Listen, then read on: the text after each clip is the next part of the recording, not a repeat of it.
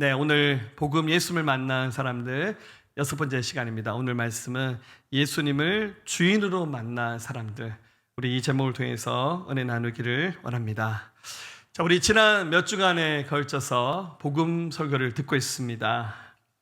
사실 복음 여러분들 익히 들어서 잘 알고 있는 메시지입니다.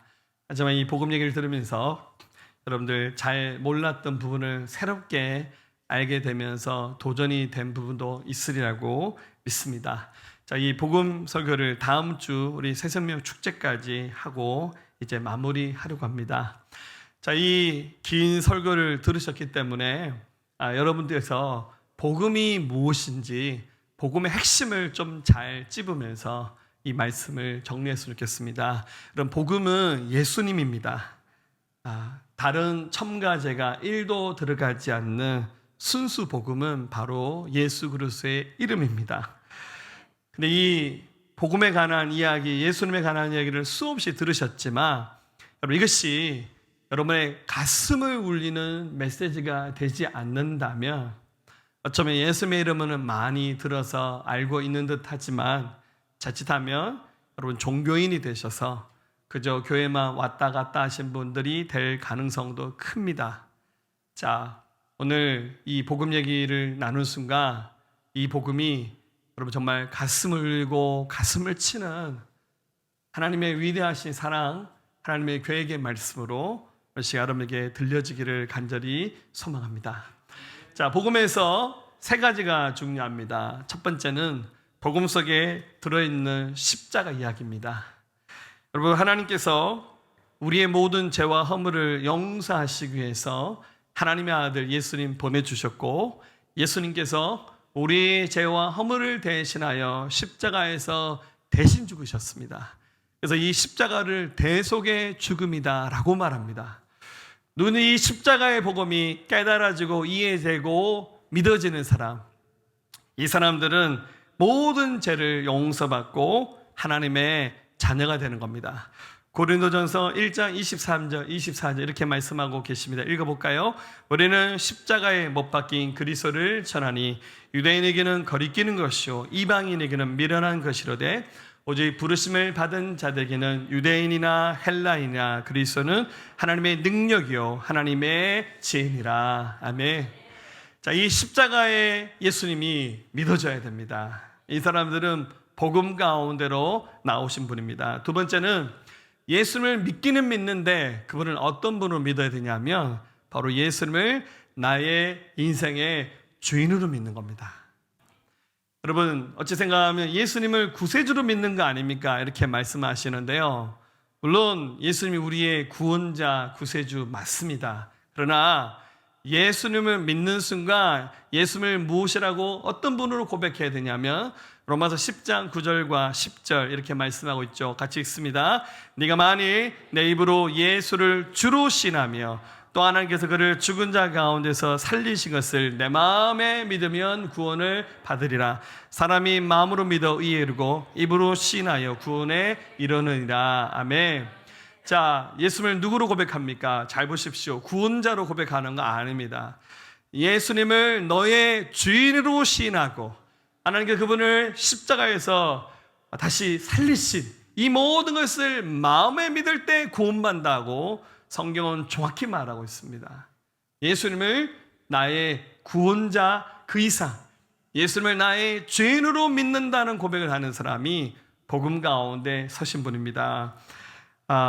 세 번째로 예수님을 믿게 된 우리들은 법적으로 하나님의 자녀가 되었습니다. 그러나 성경은 더 정확히 말하기를 예수님을 믿는 순간부터 우리는 예수님의 종이 되는 겁니다. 나는 예수님의 종이 되는 거예요. 우리 다른 말로 노예, 서번트라고 말합니다. 예수님의 자녀가 되기도 했지만 지금 이 순간부터는 그분이 나의 주인이시기 때문에 예수님의 뜻에, 예수님 원하시는 것에 내 삶을 복종시켜 나가는 것, 이것이 여러분들 구원 간증에 반드시 고백되어야 되고 드러나야 될 확실한 증거들입니다. 지금 계속 광고가 나가고 있습니다. 구원 간증을 한번 써봅시다. 여러분, 최근에 예수님 믿으신 분도 계시고 여기 지금 수십 년 전에 예수님 믿으신 분도 계실 겁니다. 여러분들 최근에 예수 믿으신 분들은 구원 간증 쓰는 게 비교적 좀 수월할 겁니다. 그러나 예수 믿은 지 20년, 30년 되신 분들 목사님 잘 생각 안 납니다. 이렇게 얘기하신 분도 계실 겁니다. 여러분들 좀 불편하게 고단하게 하려고 숙제를 내는 것이 아니라 여러분의 그 구원을 정확하게 한번 점검해 보시고, 특별히 우리 2월 셋째 주에 전교인 수련회 열립니다. 이번 수련회 기간 동안 복음을 통해서 구원받게 된 여러 사람들의 간증들을 함께 나누기 원합니다. 자, 이 간증 속에 앞서 말씀드렸던 세 가지 십자가의 복음, 예수님을 나의 주인으로 고백하고 나는 예수님의 종입니다라는 이 고백이 이 구원 간증 속에 고스란히 담겨져서 오직 주님께 영광 될 수 있기를 우리 주의 이름으로 부탁드립니다. 자, 그렇다면 오늘 이 복음 설교 말씀을 나누면서 오늘은 예수님을 주인으로 경험하고 만나서 신앙 고백했던 사람 이야기, 오늘 짤막하게 세 사람의 이야기를 여러분 함께 나누기를 원합니다. 자, 첫 번째로 살펴볼 사람은 예수님께 향료값을 깨뜨렸던 마리아 얘기를 여러분과 함께 나누기 원합니다. 자, 이 사람은 누구냐 하면 나사로라는 사람, 시몬이라고 불렀습니다. 시몬 나사로의 누이 동생 마리아입니다. 자, 오늘 읽었던 요한복음 12장은 이 사람에 대한 얘기를 이렇게 이 가정에 관한 이야기를 소개하는데 1절 2절에 보면 유월절 전에 예수께서 베다니에 이르시니 이곳은 예수께서 죽은 자 가운데서 살리신 나사로가 있는 곳이라. 거기서 예수를 위하여 잔치할새 마르다는 일을 하고 나사로는 예수와 함께 앉은 자 중에 있더라. 자, 이들은 남매입니다. 가장 맞이가 나사로였고 마르다, 마리아 세 남매가 살았는데요. 이들은 예루살렘에서 가까운 베단이라고 하는 작은 마을에 살았습니다. 이 성경의 여러 가지 정황상 보니까 일찍 부모님을 여의고 세 남매가 같이 성장했던 것 같습니다. 그런데 예수님이 최후 공생의 일주일을 앞두고 유월절 여세 전이란 말은 예수님의 공생의 마지막 한 주간입니다. 예수님이 마지막 한 주간을 남겨놓고 유일하게 어느 한 집을 신방을 가셨어요. 최후에 예수님의 신방받은 집이 바로 나사로의 집이에요. 자, 그런데 이 집에 가장 역할을 하는 나사로는 어떤 사람이 있냐면 얼마 전에 이 사람이 문둥병에 걸려서 죽었습니다. 근데 예수님이 죽은 지 나흘이 돼서 장사를 쳤던 그 나사로의 무덤가에 오셔서 예수님께서 기적을 행하셔서 이 나사로를 살려내셨어요. 그러니까 여러분들 엄청난 사건이 나서 이 소문이 이 베다니 전체에 다 퍼졌어요. 그러고 난 다음에 약간의 시차가 있었습니다. 예수님이 이 나사로의 집을 방문하셨어요. 얼마나 기쁩니까? 그래서 나사로가 극진하게 예수님을 영접하고 또 이 집에 장녀였던 마르다는 음식 준비를 하면서 잔치 준비를 한 겁니다. 그러니까 이 나사로는 굉장히 충실한 사람이고 책임감이 강한 사람이고, 그리고 마르다도 보니까 예수님의 제자들과 함께 왔으니까 적어도 한 20-30명 왔던 것 같아요. 여러분들 한 20-30명 모이는 식사를 쳐내려고 하면은 굉장히 삶을 잘 사는 사람입니다. 할렐루야. 저희 집에 20-30명 식사 가능합니다. 할렐루야. 우리 사모님 아주 훌륭하십니다. 네. 여러분들 마르다는 살림꾼이죠. 근데 여기 마리아 얘기는 안 나와요. 마리아가 어떤 삶을 살았는지. 이 똑같은 사건이 마태복음 26장과 마가복음 14장에도 나옵니다. 그런데 이 마태복음과 마가복음에서는 이름을 밝히지 않은 여인으로 소개했고, 요한복음에서는 그녀의 이름을 마리아라고 정확히 밝히고 있습니다. 왜냐하면 여러분, 사복음서 중에서 가장 늦게 기록된 복음서가 요한복음입니다. 요한복음은 AD 90년 전후에 기록됐어요. 그리고 마태, 마가복음은 적어도 한 30년 빨리 기록됐습니다. 이 말은 마태복음과 마가복음이 기록될 당시에 마리아가 살아있었다는 뜻입니다. 여러분, 성경은 생존하고 있는 사람의 이야기를 할 때 특히 좀 허물이 되고 좀 말하기 어려운 것들에 대해서는 잘 언급하지 않은 경향이 있어요. 그래서 마태, 마가복음에서는 마리아의 이름도 밝히지 않았는데 요한복음에서는 그의 신상에 관한 이름을 밝힌 거예요. 무슨 뜻이냐면 나사로와 마르다는 굉장히 성실한 삶을 살았지만 거기에 비해서 마리아는 좀 방황하는 삶을 살았다는 겁니다. 여러분들 성경에 예수님 시대에 마리아가 한 6명 이상 소개됩니다. 예수님의 모친 이름도 마리아, 또 마리아 이름 뜻은 사랑받는다는 뜻이죠. 그래서 구약에 모세의 누이 이름이 미리암이잖아요. 여러분 이 히브리식 발음은 미리암이고 신약에 와서 헬라식 발음이 마리아입니다. 그래서 마리아와 미리암은 똑같은 이야기 이름을 말하는 겁니다. 자, 많은 사람들이 이 마리아에 대해서 추측을 합니다. 어떤 삶을 살았을까? 나이는 제가 봤을 때는 이제 사춘기를 넘긴 막내 딸이었던 것 같아요. 어떤 사람은 말하기를 마리아가 창녀였다라고 말하는 사람도 있습니다. 근데 성경에서 이것을 정확히 언급하고 있지 않아요. 개인의 신상에 관한 거니까. 적어도 좀 많이 방황했던 사람인 것 같습니다. 특별히 나사로가 죽어서 무덤에 장사 지내게 되었을 때, 죽은 지 나흘이 됐을 때 예수님이 베다니에 도착하셨어요. 그래서 유대인의 장례는 굴을 파서 시신을 안치하고 그 굴을 닫습니다. 예수님이 베다니 도착했을 때 마르다와 마리아가 쫓아와서 예수님 앞에 엎어져서 막 난리가 났어요. 특히 마리아가 이렇게 말합니다. 요한복음 11장 32절 33절 마리아가 예수 계신 곳에 가서 배웠고 그 발 앞에 엎드려 이르되 주께서 여기 계셨더라면 내 오라버니가 죽지 아니하였겠나이다 하더라. 예수께서 그가 우는 것과 또 함께 온 유대인들이 우는 것을 보시고 심령이 비통 여기시고 불쌍히 여기사. 자, 마리아가 울고불고 난리가 났어요. 예수님이 이 마리아가 눈물을 흘리는 장면을 보면서요, 여러분 신약 성경에서 예수님이 눈물을 흘리신 유일한 기록을 담고 있는 부분, 이 부분이에요. 예수님이 십자가를 지시했던 순간 또 고통스러워서 아마 눈물 흘리셨을 것 같은데, 성경을 기록한 사람들은 예수님 눈물 흘렸다는 기록을 정확히 안 하고 있어요. 그런데 하도 이 마리아가 슬피 우니까 신약 성경에서 가장 짧은 구절이 바로 예수님께서 눈물을 흘리셨더라, 바로 그 구절입니다. 예수님이 마리아의 슬픔을 굉장히 공감하시면서 또 비통 여기시면서 위로해 주셨습니다. 자, 그런데 이 사건이 마리아의 인생을 완전히 바꿔놓는 계기가 됩니다. 자기 오라버니가 병들어서 문둥병으로 앓다가 죽는 장면을 봤어요. 그리고 장례를 치렀습니다. 누가 봐도 완벽하게 여러분들 사망 선고를 받은 사람이에요. 근데 예수님이 마르다 마리아를 데리고 얘들아 이러지 말고 무덤가로 가자. 무덤가에 가서 사람들이 말하기를 저 무덤을 가로막은 돌을 옮기라고 치우라고 말합니다. 그때 누이들 말하기 주여 벌써 냄새가 납니다. 어쩌시려고 저 무덤 문을 여십니까? 돌 옮기고 난 다음에 예수님 하셨던 말씀이 나사로야 나오너라 라고 명령하십니다. 그랬더니 여러분들 수의를 입었던 나사로가 걸어서 무덤 밖으로 나오는 거예요. 그러니까 이 장례에 참여했던 베다니 사람들이 다 깜짝 놀랐어요. 분명히 나사로가 죽었는데 어떻게 저렇게 나사로가 살아날 수 있나? 그런데 가장 놀랬던 사람들은 누구겠습니까? 당연히 나사로의 동생 마르다와 마리아예요. 자기 오빠가 죽는 장면을 봤잖아요. 근데 살아나왔어요. 그리고 지금 이 예수님이 지금 자기 집에 찾아와서 잔치를 벌인 예수님과 자기 오빠가 살아서 지금 같이 한 집에 살고 있잖아요. 그래서 마리아가 자기 오빠가 살아난 이 장면을 통해서 완전히 그의 신앙이 달라졌어요. 성경에서 나사로를 예수님의 친구라고 표현했거든요. 그만큼 예수님과 평상시에 친했던 것 같아요. 근데 이제는 예수님이 그런 친구가 아니에요.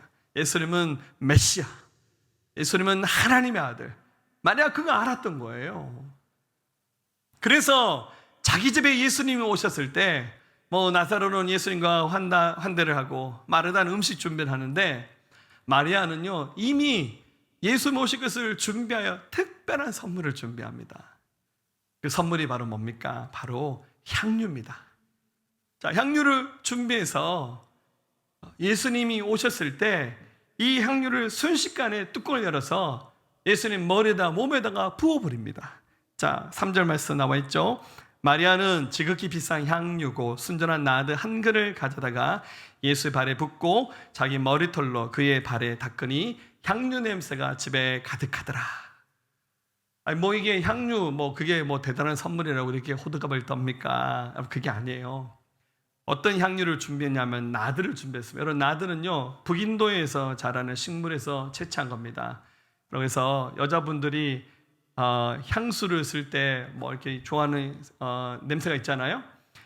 이 나드를 가지고 만든 향유는 쉽게 말하면 퍼퓸, 우리 향수를 말하는 거예요. 근데 이제 지금 여기 나오는 향유는 기름을 말하는 거죠. 기름으로 만든 향수인데, 그래서 어떤 용도에 썼냐면 여자분들이 화장할 때 몸에 뿌리기도 하고 머리에 뿌리기도 하기도 하고, 또한 이것을 의료용으로 사용해서 상처가 있을 때 연고에다가 향유를 부어서 바르기도 하고, 또 지극히 귀한 손님이 왔을 때 바깥에서 이렇게 캐캐 묵은 냄새가 날 수 있잖아요.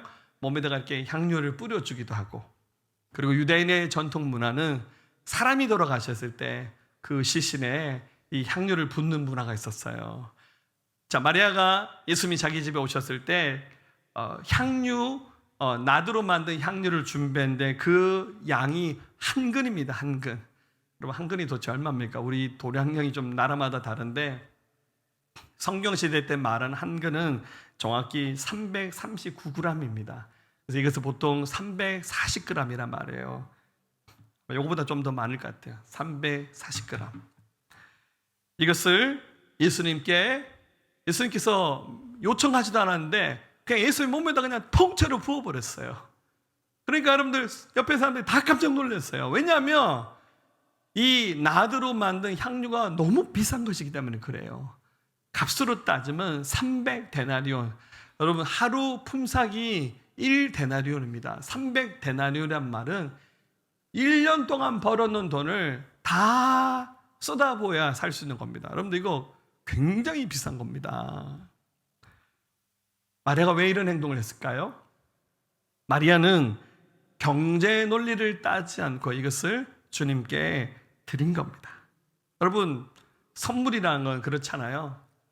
주는 사람이나 받는 사람이 크게 부담 없는 선에서 하는 선물이 제일 좋은 거잖아요. 그런데 마리아는 그게 아니라, 우리 가룟 유다가 딱 계산합니다. 5절에 이 향유를 어찌하여 300데나리온에 팔아 가난한 자에게 주지 아니하였느냐. 계산이 빠르죠. 저 1년 연봉을 다 털어야 살 수 있는 건데, 마리아, 너 제정신이냐고, 왜 예수님께 그렇게 비싼 것을 붓냐고 이렇게 야단을 치는 거죠. 왜 그랬을까요, 여러분?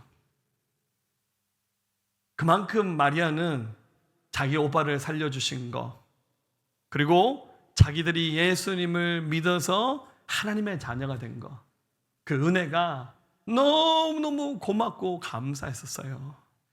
그래서 우리 주님이 오셨을 때 마리아는 식사 준비하고 마르다는 이런 거 했지만, 나는 내가 가지고 있는 모든 돈을 모아서 그 향유 옥합을 산 거예요.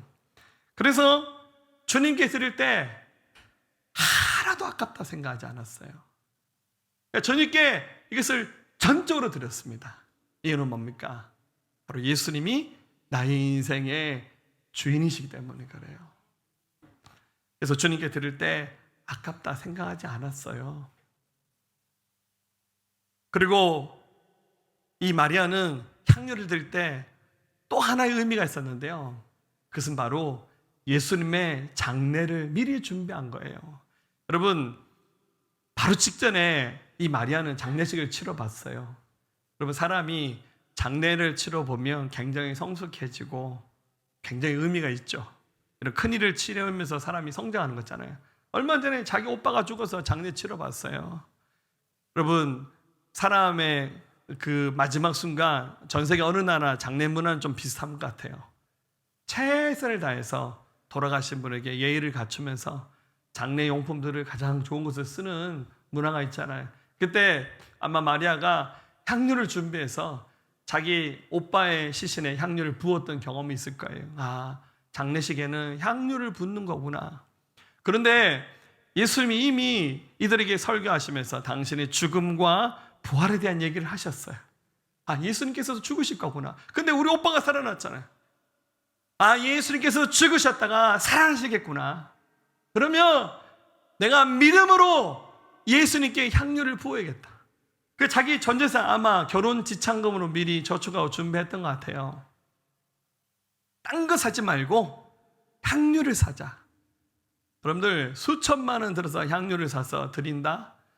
얼핏 생각하면 좀 어리석게 보이고 좀 낭비처럼 보일 수 있겠지만 이 마리아는 예수님의 장례를 미리 준비한 겁니다. 예수님 이거 한눈에 알아보셨어요. 7절 8절 예수께서 이르시되 그를 가만두어 나의 장례할 날을 위하여 그것을 간직하게 하라.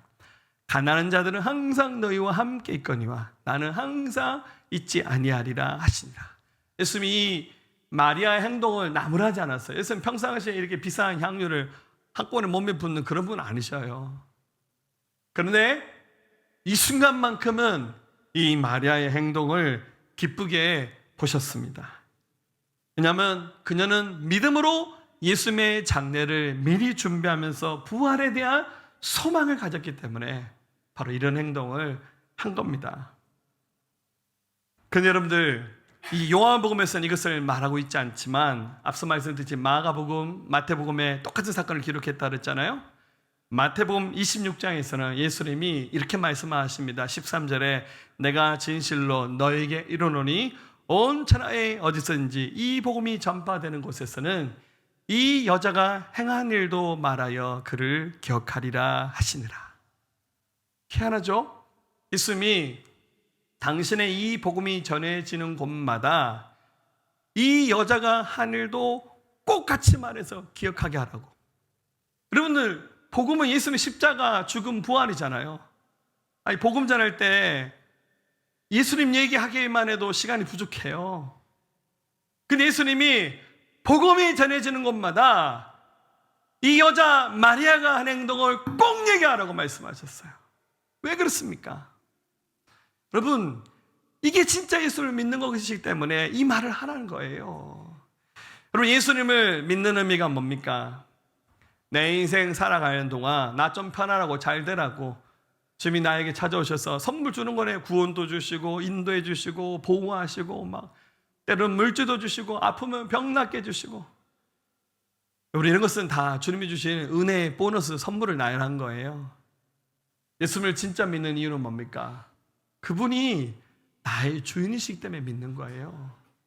그래서 마리아는 자기 전 재산을 털어서 향유를 사서 순식간에 예수님께 그것을 드렸습니다.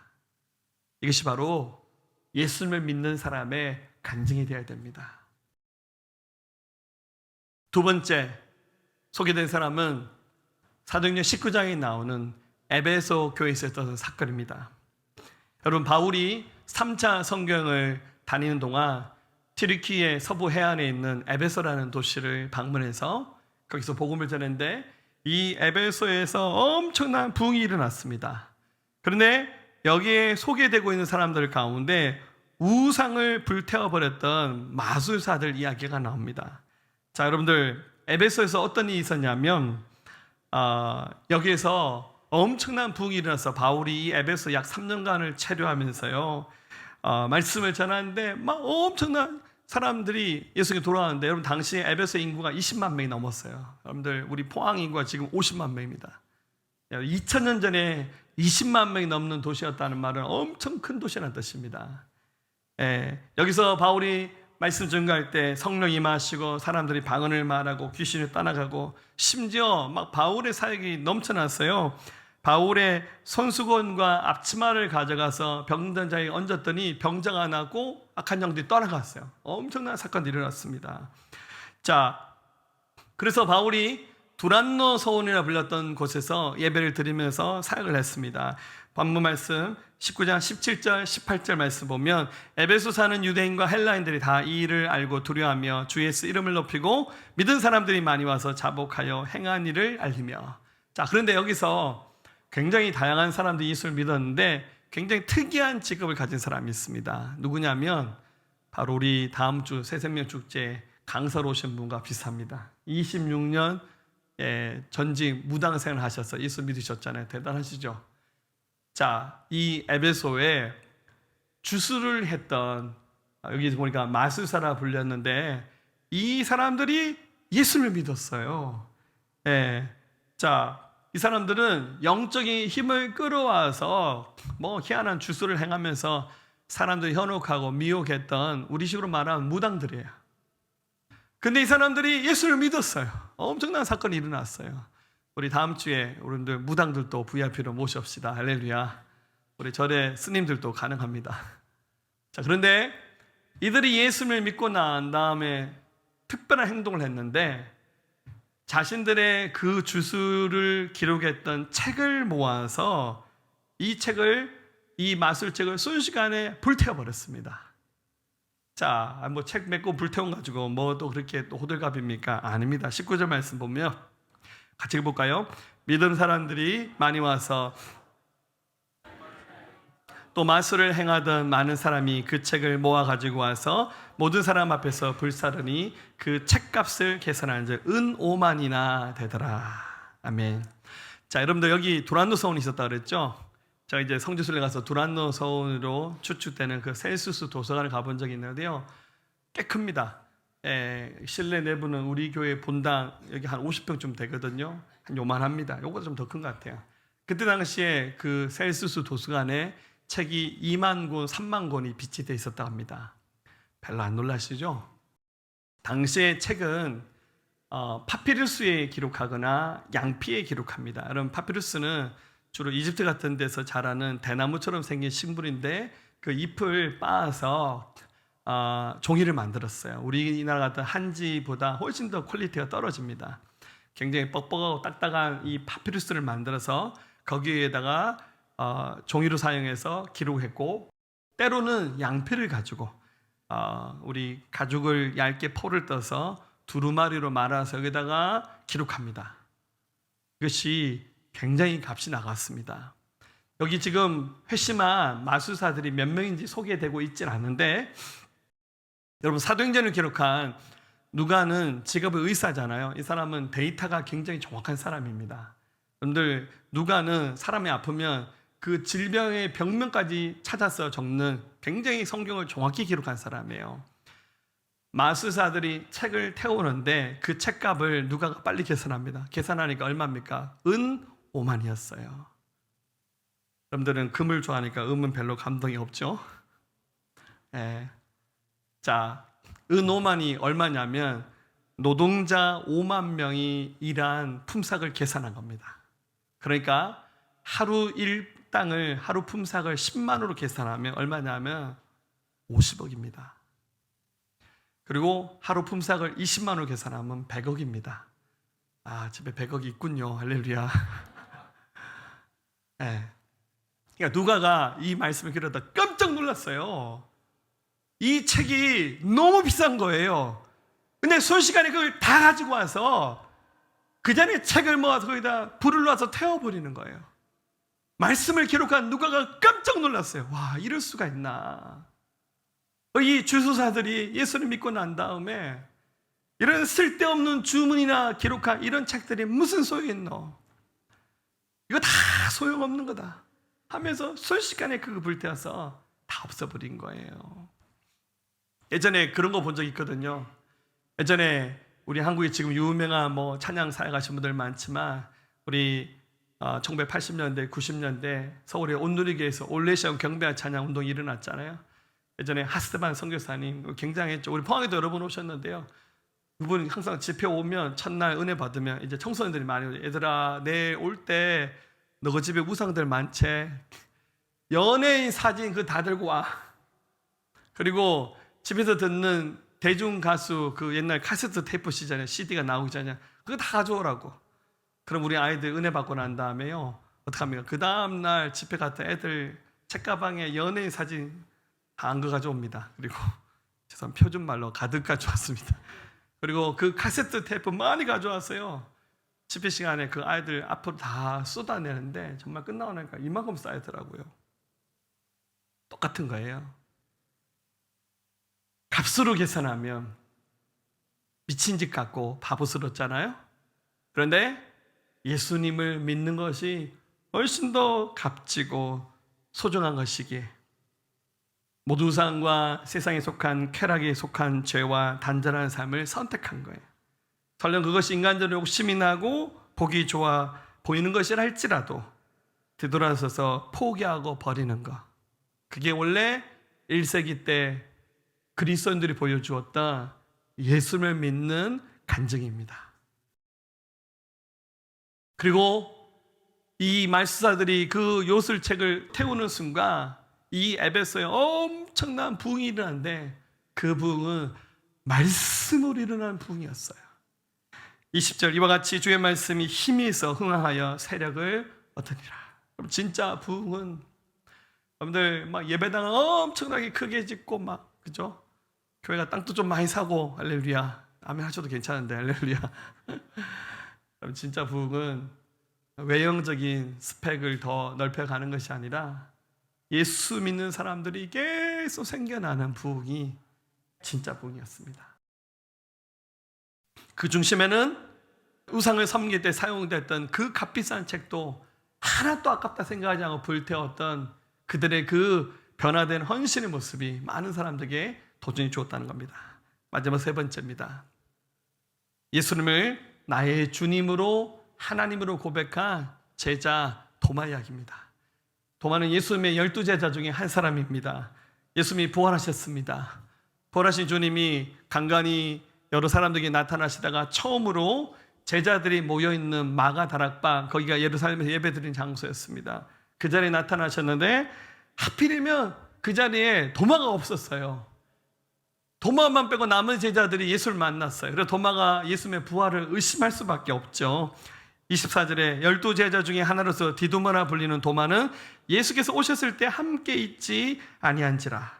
자, 하필이면 도마가 거기 없었어요. 그럼 도마는 어디 갔습니까? 이 사람은 신앙 팔아먹고 딴 데 갔냐? 그렇지 않아요. 여러분, 도마가 굉장히 경건한 사람입니다. 도마는 예수님의 죽음을 여전히 애도하고 있었어요. 그래서 이 자리에 있지 않았어요. 근데 하필이면 자기가 없을 때 부활하신 주님이 나타나셨어요. 그리고 또 예수님이 안 보이는데 제자들이 막 난리가 났어요. 예수님 살아나셨다고.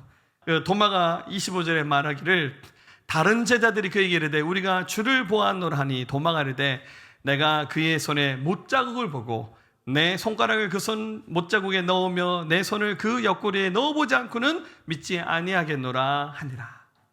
자고 이 장면을 보면서 아, 도마 의심 많네 하는데 그게 아니에요. 여러분들, 도마는 굉장히 합리적인 사람입니다.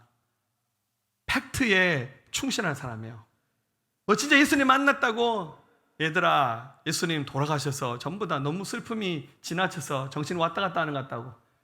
내가 예수님의 그 못자국나 손가락 만져보고 창에 찔린 옆구리 내가 한번 손을 넣어서 진짜 예수님인지 확인하고 난 다음에 난 믿을 거라고. 정신 차리라고.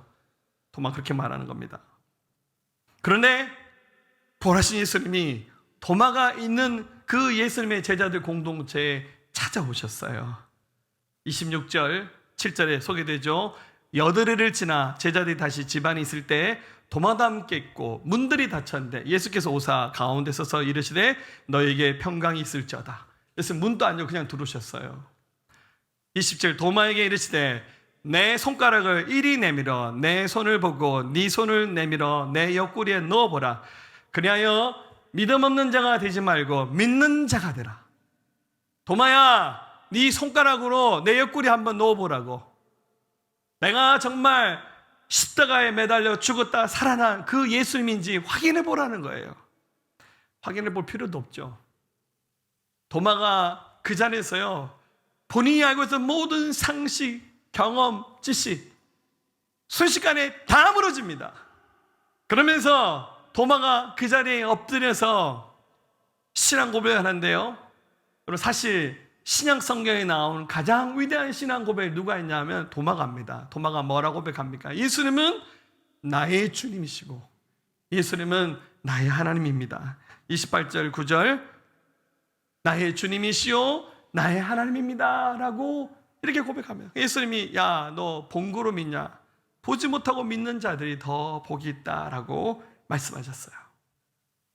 자, 도마는 예수님을 지금 이 순간 무엇으로 고백합니까? 예수님은 나의 주님이세요. 나의 하나님이세요. 여러분, 복음서에서 예수님을 하나님으로 고백하는 사람은 도마가 유일합니다. 그만큼 확실하게 봤습니다.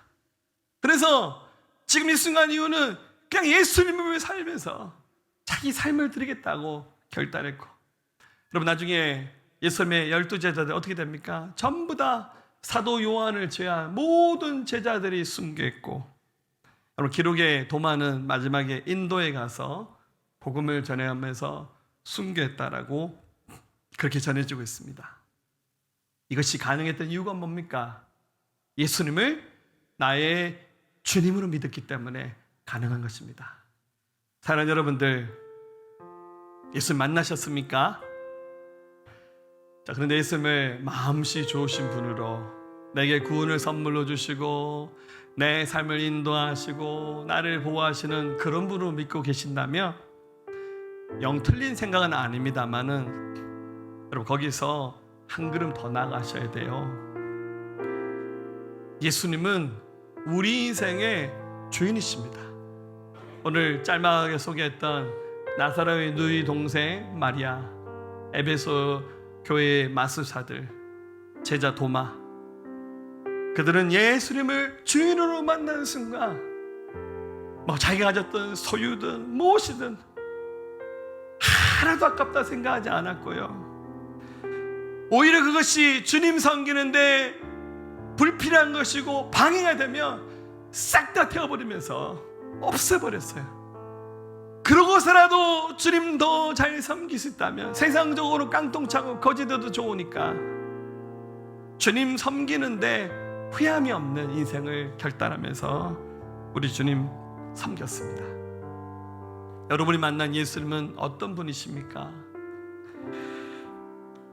이제 예수님을 우리 인생의 주인으로 고백합시다. 여러분, 종은 권리가 없는 거예요. 주인 대신 예수님께 자기 삶을 맡기고 나가는 겁니다. 그게 예수를 믿는 거예요. 좀 바보스럽게 보이고 어리석게 보이고 좀 세상적으로 보면 참 지혜 없는 사람 보일지 모르지만, 정말 예수님을 주인으로 모시고 살아간 우리 앞서 섬겼던 수많은 믿음의 사람들의 그 순종과 헌신을 통해서 우리가 이 복음을 받았습니다. 예수님은 나의 주인이시고 전부이십니다. 오직 주를 위해 살고 죽는 자가 되게 하소서. 이 고백이 우리 2세기 앞서 믿었던 그리스도인들의 고백이고 우리의 고백이 되어서 우리 시대의 주의 길을 걸어갈 수 있기를 간절히 소망합니다. 하나님이 이 땅에 떨어져 죽으면 많은 열매를 맺고 생명을 얻게 되리라. 기꺼이 날 버리고 주 위에 죽으면 놀라운 부흥의 역사 주가 이루시리라. 하나님이 이 땅에 떨어져 죽으면 많은 열매를 맺고 생명을 얻게 되리라. 기꺼이 날 버리고 주 위에 죽으면 놀라운 부흥의 역사 주가 이루시리라. 주여 내 생명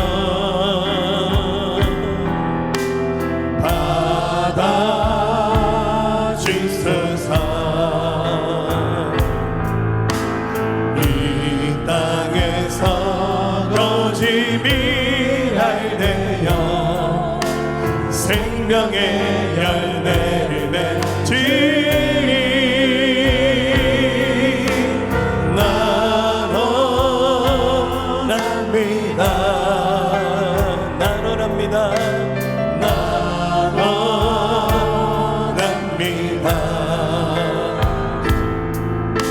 모든 권리 주께 드리오니 아버지의 뜻 이루소서.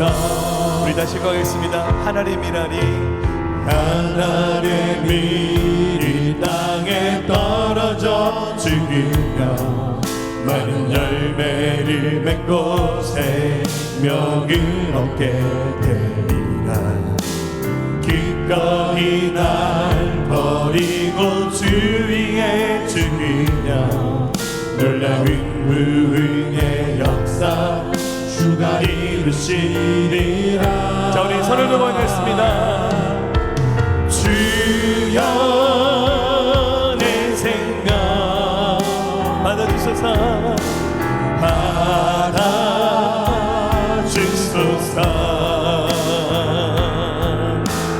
이 땅에서 거짓을 알되어 생명의 열매를 맺으리. 나 원합니다. 나 원합니다. 모든 권리 주께 드리오니 아버지의 뜻 이루소서. 주여 내 생명 받아주소서. 주여 내 생각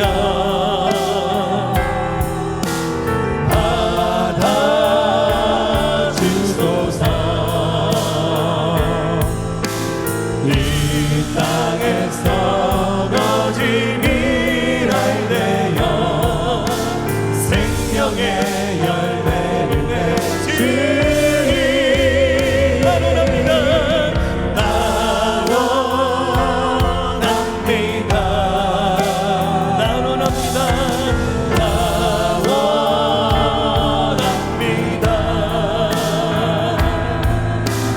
모든 권리 주께 드리오니 아버지의 뜻 이루소서.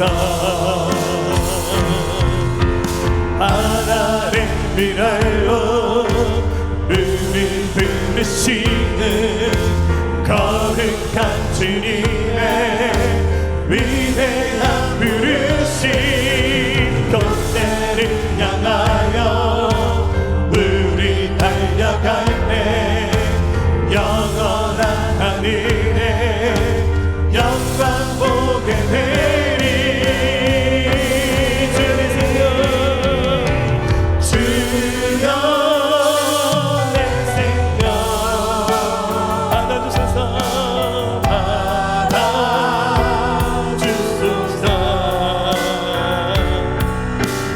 이 땅에서 거짓을 알되어 생명의 열매를 맺으리. 나는 합니다. 나 원합니다. 나는 합니다. 나